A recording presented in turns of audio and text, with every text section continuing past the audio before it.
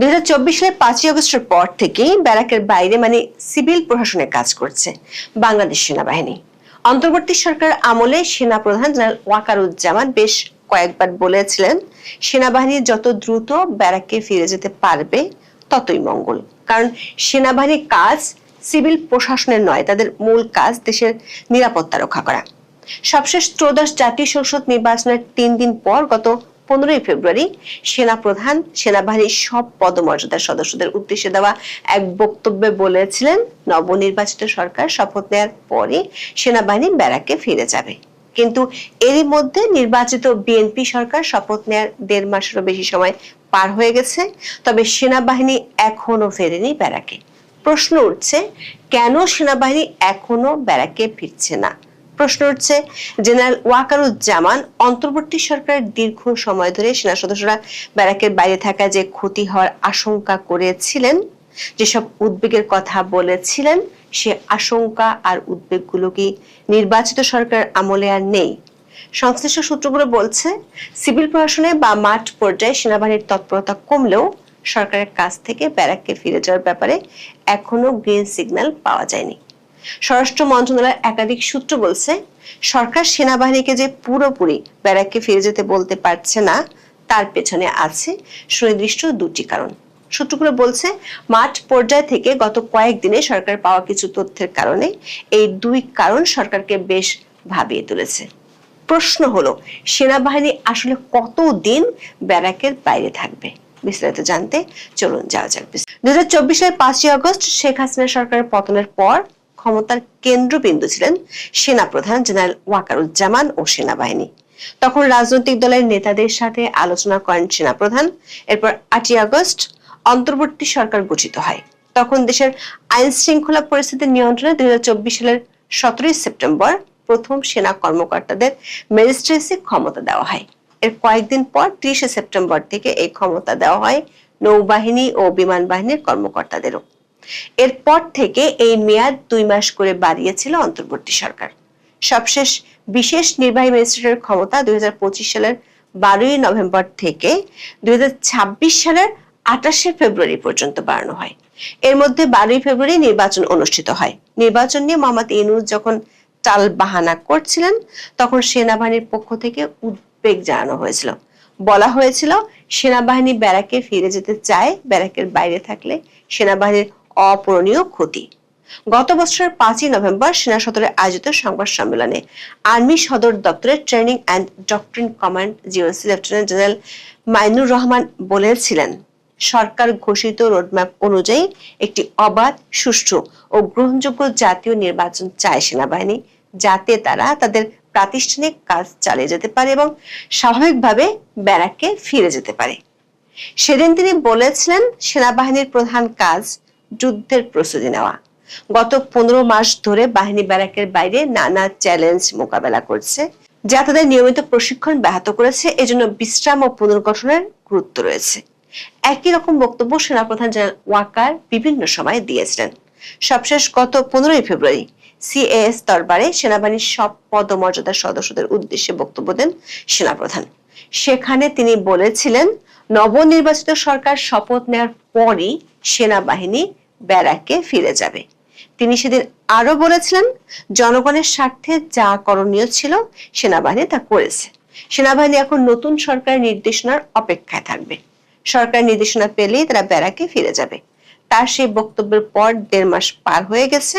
নির্বাচনের সময় অতিরিক্ত যে ফোর্স মোতায়েন করা হয়েছিল, সেগুলো এরই মধ্যে তুলে নেওয়া হয়েছে। 28শে ফেব্রুয়ারি সেনাবাহিনীর ম্যাজিস্ট্রেসি ক্ষমতার মেয়াদ শেষ হওয়ার পর তার বাড়ানো হয়নি। কিন্তু সেনাবাহিনীকে ব্যারাকে ফেরত যাওয়ার নির্দেশ দেয়নি সরকার। 111-এর ফখরুদ্দিন আহমেদের তত্ত্বাবধায়ক সরকারের পর এত লম্বা সময়ের জন্য সেনাবাহিনী ব্যারাকের বাইরে সিভিল প্রশাসনের জন্য কাজ করছে।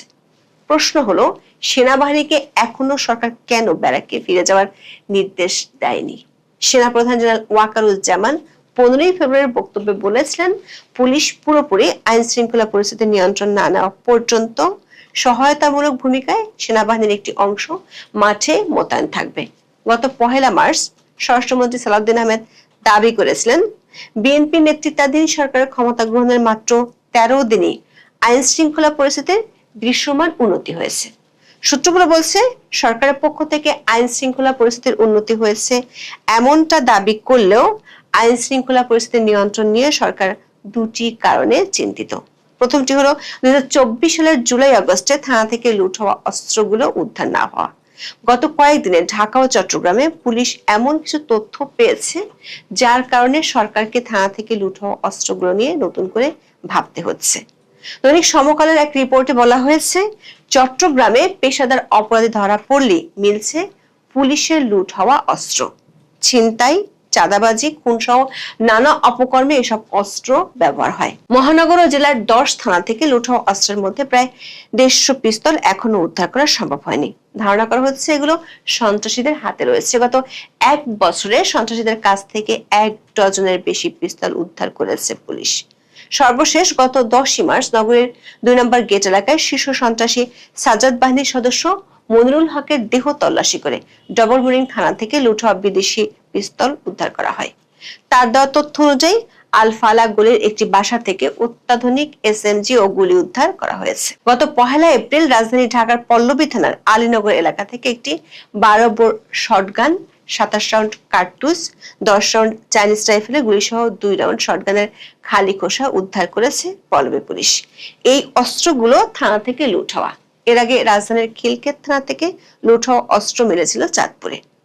পুলিশের দেওয়া তথ্য অনুযায়ী 2024 সালের 5 আগস্ট আওয়ামী লীগ সরকার পতনের পর বিভিন্ন থানা, ফাঁড়ি, বক্স সহ পুলিশের বিভিন্ন ইউনিট স্থাপনায় হামলা, ভাঙচুর ও অগ্নিসংযোগের ঘটনা ঘটে। পুড়িয়ে দেওয়া হয় থানা পুলিশের কাজে ব্যবহৃত গাড়ি। এসব জায়গা থেকে 5,753টি আগ্নেয়াস্ত্র লুট হয়। গোলাবারুদ লুট হয় 6,51,832টি। অন্তর্বর্তী সরকারের সময় স্বরাষ্ট্র মন্ত্রণালয় দুইবার এসব লুট হওয়া অস্ত্র ও গোলাবারুদের সন্ধান পেতে পুরস্কার ঘোষণা করেছিল, কিন্তু কোনো কাজ হয়নি। অবশ্য শেষ দিকে এসে স্বরাষ্ট্র উপদেষ্টা জাহাঙ্গীর আলম চৌধুরী দাবি করেছিলেন লুট হওয়া অস্ত্রগুলো খালে পুকুরে ফেলে দেয় আর উদ্ধার করা যাচ্ছে না। কিন্তু দেখা যাচ্ছে নির্বাচনের পর নানা জায়গা থেকে স্বল্প পরিমাণে হলেও এসব অস্ত্র ও গোলাবারুদ উদ্ধার হচ্ছে। সেনাবাহিনীর দেওয়া তথ্য অনুযায়ী লুট হওয়া অস্ত্রের মধ্যে 62% উদ্ধার করা গেছে। বাকি অস্ত্রগুলো অপরাধীদের হাতেই আছে এমন ধারণা পুলিশের ঊর্ধ্বতন কর্মকর্তাদের। স্বরাষ্ট্র মন্ত্রণালয়ের সূত্রে জানা গেছে 1350 বেশি লুট হওয়া অস্ত্র এখনো সন্ত্রাসীদের হাতে রয়ে যাওয়ায় সরকার স্পেশাল উদ্ধার অভিযান পরিচালনার চিন্তা ভাবনা করছে। সে কারণে সেনাবাহিনীকে ব্যারাকে ফেরার নির্দেশ দিচ্ছে না। সাথে আছে আরেকটি কারণ, সেটি হলো জুলাই আগস্টে দেশের 17টি কারাগারে নজিরবিহীন বন্দীদের বিদ্রোহ, হামলা ও অগ্নিসংযোগের ঘটনা ঘটে। ভয়াবহ সেই ঘটনায় 2টি কারাগারের সব বন্দী সহ 5টি কারাগার থেকে 2247 জন বন্দী পালিয়ে যায়। এদের মধ্যে এখনো 716 জন বন্দীকে গ্রেফতার করতে পারেনি। তাদের মধ্যে 9 জন জঙ্গি সহ 99 জন সাজাপ্রাপ্ত আসামি, 84 জন মৃত্যুদণ্ডপ্রাপ্ত রয়েছে। এদের ধরার জন্য বিদেশি কয়েকটি দেশ থেকে চাপ দেওয়া হচ্ছে, কিন্তু জঙ্গি দমনের জন্য আওয়ামী লীগ সরকারের আমলে বাংলাদেশে আমেরিকার সরাসরি আর্থিক ও কারিগরি সহায়তায় এবং প্রশিক্ষণে বাংলাদেশ পুলিশের বেশ কিছু বিশেষায়িত ইউনিট ও টিম গঠিত হয়েছিল। এগুলোর মধ্যে আছে সোয়াট, crisis response team, counter terrorism and transnational crime বা CTTC এবং অ্যান্টি টেররিজম ইউনিট বা ATU ছিল। অন্তর্বর্তী সরকার আমলে জঙ্গি সংশ্লিষ্টতার অভিযোগ আছে এমন কিছু নেতার চাপে সোয়াট ছাড়া বাকি 3টি ইউনিটকে অকেজো করে ফেলা হয়েছিল। বিএনপি সরকার ক্ষমতা আসার পরও পরিস্থিতি উন্নতি হয়নি। পুলিশের গোয়েন্দাদের ধারণা সেনাবাহিনী পুরোপুরি ব্যারাকে ফিরে গেলে জঙ্গি গোষ্ঠীগুলো আবার সক্রিয় হয়ে মাঠে নামতে পারে। ইতিমধ্যে বিদেশি একটি দেশের রাষ্ট্রদূত প্রধানমন্ত্রী তারেক রহমানের সাথে সাক্ষাৎ করে জঙ্গি দমনে গঠিত এই ইউনিটগুলো সক্রিয় করার জন্য তাগাদা দিয়েছেন। তবে সরকার একটি সূত্র বলছে অতীতে জঙ্গি সংশ্লিষ্টতার অভিযোগ ছিল এমন গ্রুপটি চায় না সরকার এই ইউনিটগুলোকে কার্যকর করুক।